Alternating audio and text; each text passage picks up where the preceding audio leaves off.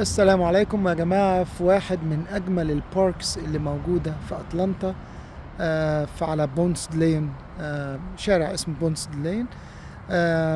شيري سايد بارك. شيري سايد بارك ديت واحدة من الباركس، أو من الأماكن اللي اتعمل لها تصميم من سنة 1908 1893. عملوا التصميم دوت اولمستيد، واحد اسمه اولمستيد عمل التصميم بتاعه ان هو يبقى تصميم سابق عصره، بيوت جميلة جدا وبتجري في نهر اخضر من الاشجار والخضرة الجميلة. المهم سنة 1000 ابتدى التصميم كان 1893. ابتدت سنة 1902 يبقى فيه شوية مساكن فاخرة حوالين المشروع. 1920 بقى في حاجات فعلا نقدر نحط ايدينا عليها ويبقى في اشكال جميله. بصوا المدير دوت، وحاجه يعني من زمان بقى، من 1893. وابتدت البيوت تظهر والشكل يبقى فيه منظر للموضوع.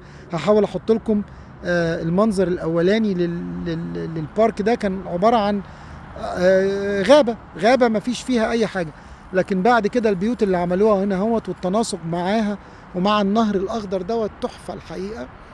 1920 المشروع ما اكتملش بالكامل، كان المفروض ان هو يكتمل، ما اكتملش بسبب ظروف اقتصاديه والحروب وكده. وبعد كده سنه 1985 رجعوا تاني للمشروع وبقى في تطورات جميله جدا ورهيبه. دلوقتي احنا سنة 2026. واحد من اجمل الشوارع في اتلانتا بونسد لين، والبارك بتاعه اللي هو شيدي بارك. طبعا حاجة من التحف، يعني تحف الزمان. والبيوت اللي موجودة ديت من سنة 1893 الديزاين بتاعها. وبعدين طبعا ابتدت تظهر بداية من سنة 1902 لغاية 1920. بصوا بقى البيوت عاملة ازاي. طبعا في امريكا، الناس اللي عايشة في امريكا يعرفوا يعني ايه يبقى في قصر بالحجم دوت بالبيوت ديت بالشكل ده. بصوا يا جماعة الجنينة بتاعته والمدخل والبيوت عاملة ازاي. خليني اقرب لكم، ما اقدرش ادخل اكتر من كده طبعا. بصوا.